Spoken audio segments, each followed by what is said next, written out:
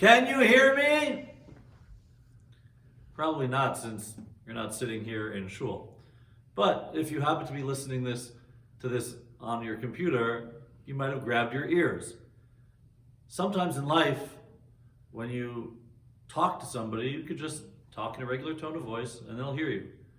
If it's noisy, you're going to raise your voice so that people can hear you over the din.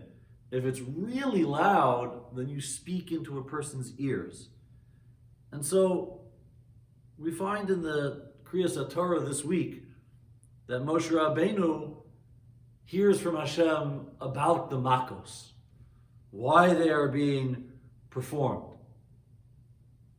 Some understand that the Makos are a form of punishment. The Egyptians were evil, they deserved to get it. They deserved to get plagues.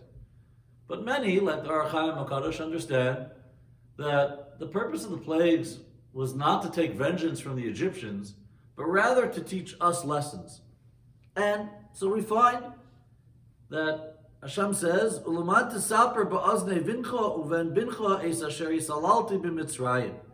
In order that you should tell over to your children and to your son, to the son of your son, that which I mocked the Egyptians in their ears.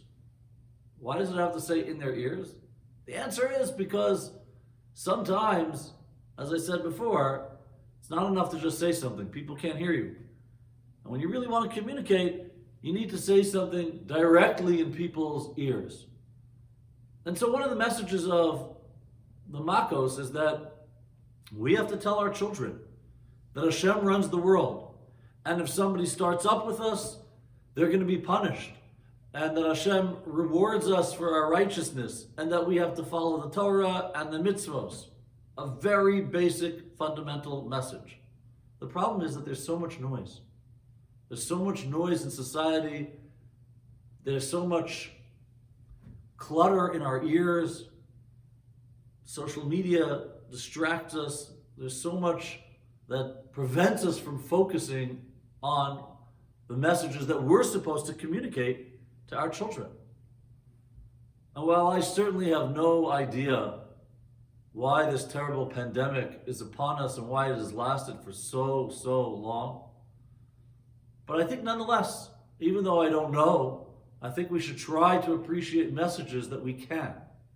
And one message that comes to my mind is that we haven't done such a good job of telling ourselves and our children about Hashem and how omnipresent He is in our lives. And really, we should be speaking in the ears of our children and our grandchildren.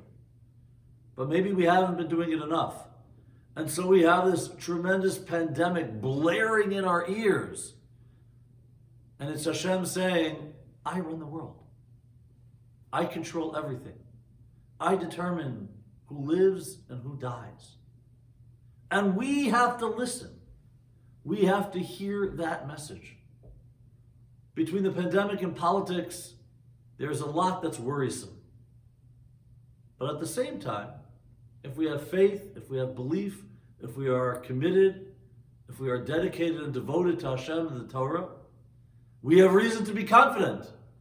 We have reason to hold our heads high. And so, it's thousands of years after all of those plagues. Let's hear the messages. Let's make sure that our children and our grandchildren hear the messages.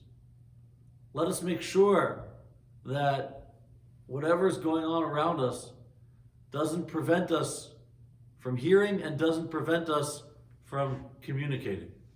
It was so obvious at that time that the Jewish people saw miracles, the miracles of the plagues. And I think if we can listen and make sure that others hear, then ultimately we too will see wondrous things, concluding with the ultimate geula. May it come b'meher v'yameinu. Amen.